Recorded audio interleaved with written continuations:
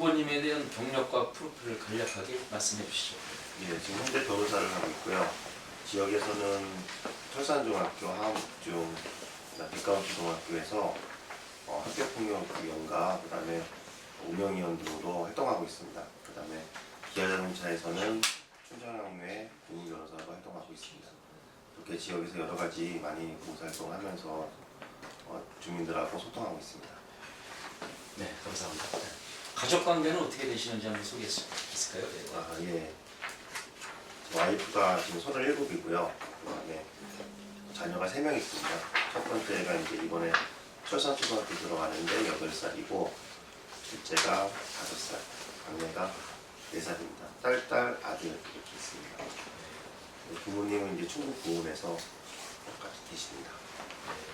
그 충북 보은에서 여기까지 오셨는데 그 뭐 현 광명을 지역구를 선택한 이유가 따로 특별한 이유가 있습니까? 있으시다면 이 비용을 말씀해 주시죠. 네, 제가 고향이 충청북도 보은인데 면소재지입니다. 그래서 전형적인 시골 출신인데 또 주민들이 또 선민이라고 볼 수 있습니다. 광명이 을지역은 특별히 중흥아파트가 많은데 서민들이 많은 것 같습니다. 그래서 저하고 같이 자라온 이런 경제적인 상황이나 그런 부분이 많이 비슷해서 이 광명을 다시 제가 살아온 환경에 비춰가서 마음이 좀 더 있는 그런 동네라고 생각이 들어서 광명을 선택하게 되었습니다. 질문 답변해서 감사하고요. 정치 입문은 언제 어떤 계기로 하셨는지도 한번 말씀해 주시죠. 정치 임무는 지금 저희 당이 자유한국당인데 그 전에 새누리당이었습니다. 그래서 새누리당이 여당일 때 잘 나갔을 때 그때 입당한 건 아니고요. 그 체질 사태로 당이 굉장히 어려워졌을 때 입당을 했습니다. 그래서 여당, 그러니까 진보도 있고 보수도 있고 둘 다 균형이 맞아야지 대한민국이 좀 더 건전해지거든요. 그때 제가 가지고 있는 가치관 때문에 새누리당에 입당을 했었습니다. 그래서 굉장히 어려운 시절에 당 지지율이 쭉 떨어졌을 때 입당했는데 보수당을 좀 더 스마트하게 개혁하기 위해서 좀 더 도움이 되고자 그 밑거름이 결국 대한민국의 건전한 정치 문화를 발전시킬 수 있도록 하기 위해서 입당하게 됐습니다. 네, 감사합니다. 그러시군요. 후보님께서 꼭 국회의원이 돼야 한다고 하는 생각이라든가 타오가 지금 비교할 점이 있다면 한번 말씀해 주시죠. 예, 타오하고 비교할 점이 있으면 비교해서 설명드리겠습니다. 이제 일단은 저희 당은 한국당입니다. 그래서 지금 경제가 너무 어렵습니다. 밖에 나와서 장사하시는 분들 또는 자영업하시는 분들 만나시면 경제가 너무 어렵다는 것을 느낄 수가 있고, 이렇게 경제가 어려운데도 불구하고 세금 부담은 지금 상당히 세금 부담으로 상당히 어려워하고 있습니다. 그래서 이런 경제에 대한 심판이 필요하고, 그 다음에 이 세금에 대한 심판도 필요하다고 생각합니다. 이게 이제 저희 다른 당 후보와 다르게 보수당으로서에 대한 차별점이고, 그 다음에 제가 가진 개인적으로는 변호사를 하고 있습니다. 지금 부동산 지구 관련돼서 주민들이 상당히 고통받고 있지 않습니까? 그 다음에 또 지금 중흥아파트가 30년 이상 된 아파트에 소출하고 있기 때문에 주민들이 피해보지 않고 주민들이 안전하게 하기 위해서는 이 변호사 출신의 국회의원이 있으면 주민들한테 많은 도움이 될 거라고 생각합니다. 그래서 제가 당 차원에서 개인적인 차원에서 다른 후보와 조금 더 다르지 않나 생각이 듭니다. 국회의원이 되시기 위해서 지금 후보를 가서 지금 출마하셨는데, 국회의원이 되신다면 중앙 정치와 지금 지역의 관리를 어떻게 할 것인가의 부분에서 한번 간략하게 설명 좀 부탁드리겠습니다. 중앙 정치의 제 기존의 이념은, 기초적인 생각은 과거의 이념에서 좀 벗어나야 된다고 생각합니다. 실질적으로 지금 국민들이 어려운데도 불구하고 예전에 과거의 이념에서 벗어나지 못한다고 하면 우리 당이 중앙당이 힘들 거라 생각합니다. 제가 평소에 많이 주민들께 말씀드리는 내용이 뭐가 있냐면 우리 정당이 경제 정당이다. 과거에 우리 정당이 집권을 했을 때 경제를 잘 살렸다. 이런 얘기를 많이 하십니다. 근데 그렇게 했기 때문에 지금 3, 40년 동안 집권했지 않았습니까? 근데 그 논리로 똑같이 지금도 과거에 그랬으니까 우리 당도 지금 찍어달라. 이런 논리는 좀 벗어나야 된다고 생각합니다. 그럼 과거의 생각이 과거에서 좀 과거고, 과거는 과거로 끝나야 되고, 이제는 앞으로에 대한 새로운 경제 비전을 제시해서 우리 당을 찍어달라고 해야지, 과거에 이랬으니까 우리 당을 찍어야 된다 하면 안 된다고 생각합니다. 그래서 중앙당에 대해서 중앙당에서 활동할 때는 과거에 좀 벗어나서 미래로 대한정당이 될 수 있는 그런 초점을 맞추는 게 필요하다고 생각하고, 이 지역에서는 여기 젊지 않습니까? 그래서 사무실에 앉아있는 국회의원이 아니라 주민들한테 직접 찾아가는 그런 국회의원이 되지 않나 그렇게 목적을 두고 있습니다. 지금 주민들한테 많이 법률 상담을 해주고 있는데 제가 주민들한테 어디 오십시오라고 하지 않습니다. 주민들이 살고 있는 아파트 근처로 커피숍으로 가서 많이 만나거든요. 그런 방법으로 찾아가는 국회의원이 되도록 노력하려고 하고 있습니다. 예, 시민들로부터 칭송의 소리가 많이 들리더라고요. 내가 모습을 다니시는 큰 기대를 하겠습니다. 후보자님은 또 어떤 정치적인 철학을 가지고 계시는지 계획이든지 여기 한번 간략하게 소개해 주시면 감사하겠습니다. 정치 철학에 대해서. 예. 저도 친기업 정책을 좀 피해야 된다고 생각합니다. 과거에 우리나라에 이제 지금 운동권에 계신 분들이 너무 반기업 정서가 아직도 강하기 때문에 그런 기대 때문에 지금 경제가 어렵다고 생각이 들거든요. 근데 그분들께서 많은 민주화 운동을 하셨다고 하는 건 저도 깊이 감사드리긴 합니다. 그렇지만 그때 젊었을 때 가지고 있는 게 저희들 민주화 교육을 받은 저희 젊은 세대들한테는 좀 약간 감사하면서도 기업을 바라보는 정서는 좀 더 변해야 되지 않나 생각이 듭니다. 그래서 이런 친기업, 기업을 통해서 국민들의 소득을 높이고 그 다음 일자리를 창출하는 게 제 경제에 대한 철학이고, 그 다음에 동성 결혼에 대해서는 좀 반대하고 있습니다. 그래서 그 두 가지로 말씀드리겠습니다. 예, 말씀 감사합니다. 아까도 그 같은 맥락의 질의가 같은데 좋은 말씀 주셨는데, 아까 지역민과의 소통 방법, 지역의 민원을 파악하는 방법, 직접 경험이 있다면 그런 근거한 토대한 내용을 한번 소개해 주시면 감사하겠습니다. 예. 제가 이제 현역 국회의원이 아니고 변호사이기 때문에 변호사로서 주민들이 저를 많이 찾습니다.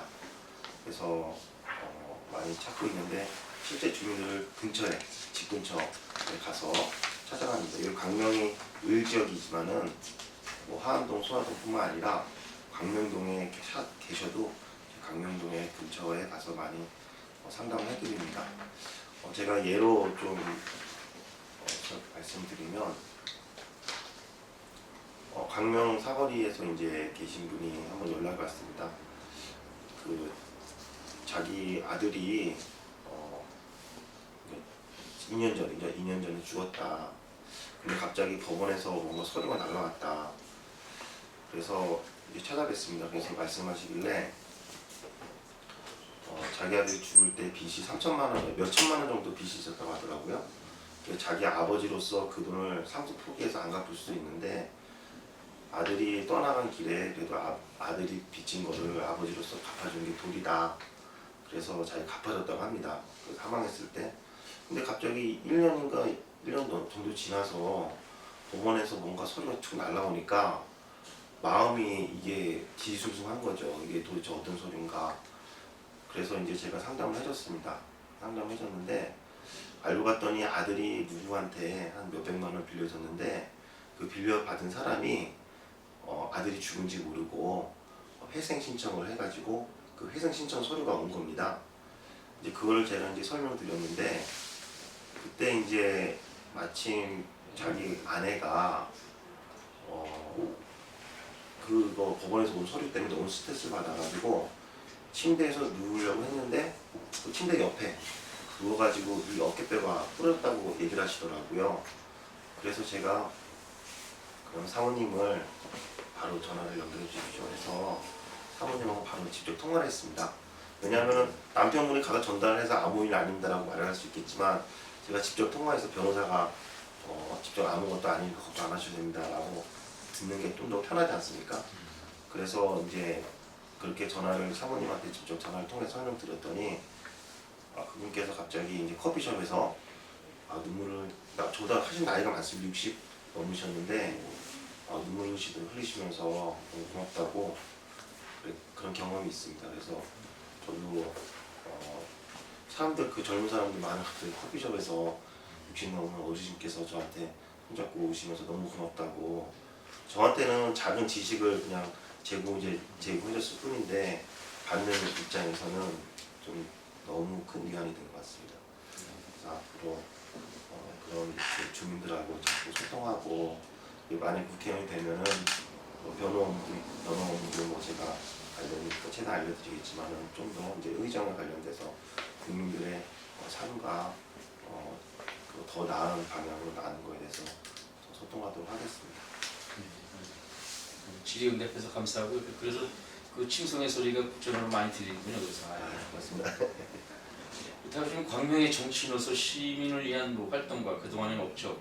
뭐 이거 제가 질의인데 그런 것도 포함이 되겠죠. 예, 맞습니다. 업적이 있다면 또 소개할 게 있다면 또 그 외에요. 예, 혹시 법률 상담하는 장소를 가리질 않습니다. 그래서 발로 찾아가는 발로 찾아가고 이제 학교 활동에서도 많이 하고 있지만 이제 방금 전에 그 예도 좀 있지만은 커피숍에서 가서 만나지 않습니까? 그럼 커피값을 몇천 원 되잖아요. 근데 그 상담 받는 분 중에는 정말 어려운 분도 계시지 않습니까? 그래서 이제 장애인 분이 한 분 저한테 상담을 했어요.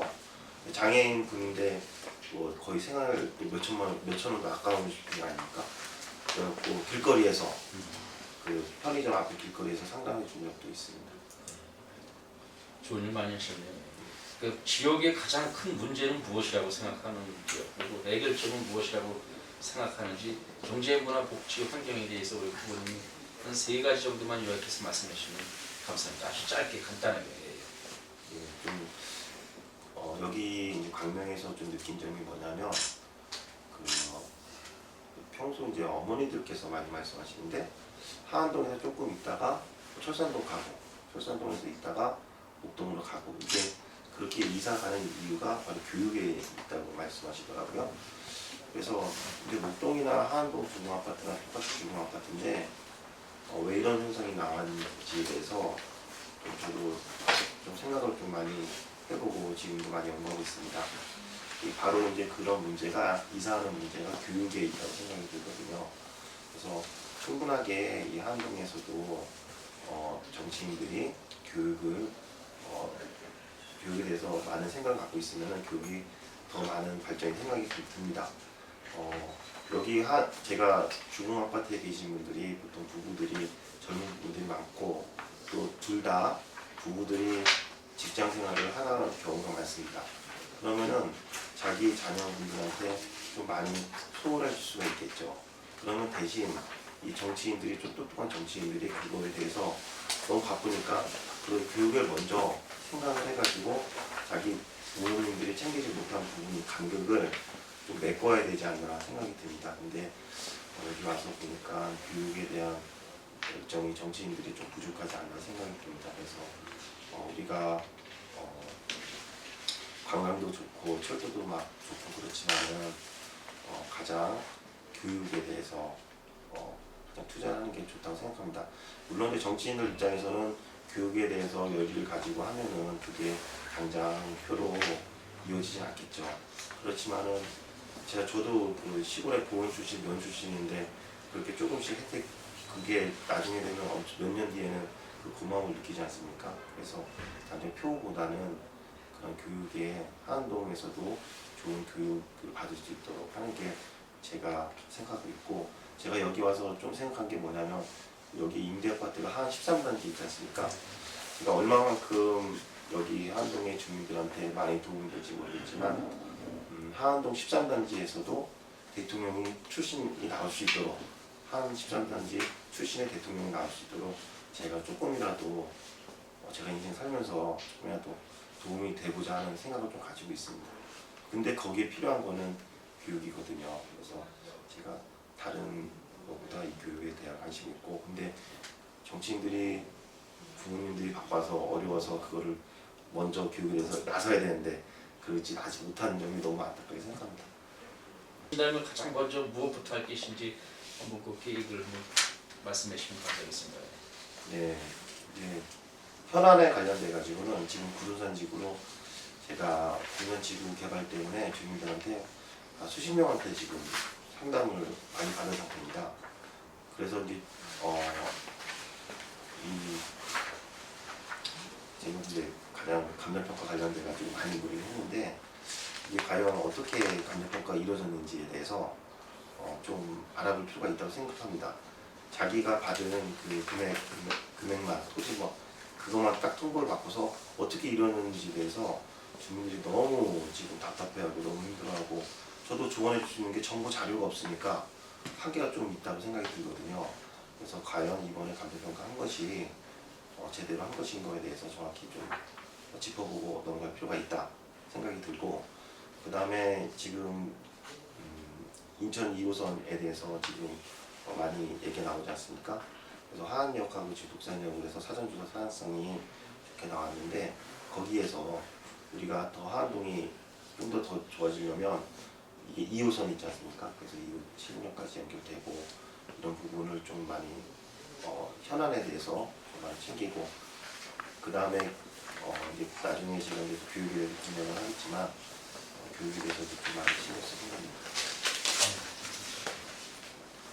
그 후보자님께서 그동안 살면서 뭐 변호사 생활하시면서 지금까지의 삶 중에서 후회를 해본 일이 있다면, 또 가장 또 인생 살아가면서 또 잘한 일이 있다면 뭐 간단하게 한 가지씩만 소개해 주시면 되겠습니다. 그 제일 잘한 일은 그 와이프를 만난 게 좀 잘한 것 같습니다. 그 제가 결혼하기 전에 저도 좀 힘들게 자라고 좀 그러다 보니까 억센일도 하면서 자라고 그러다 보니까 좀 참한 와이프를 만나게 해달라고 많이 기도를 했는데 그렇게 해서 좀 와이프를 잘 만난 것 같고요. 그래서 이제 결국에는 이제 다복한 가정이 된 것 같습니다. 애들 3명 낳고 이렇게 산 것 같고, 이제 뭐 지금 후회되는 거는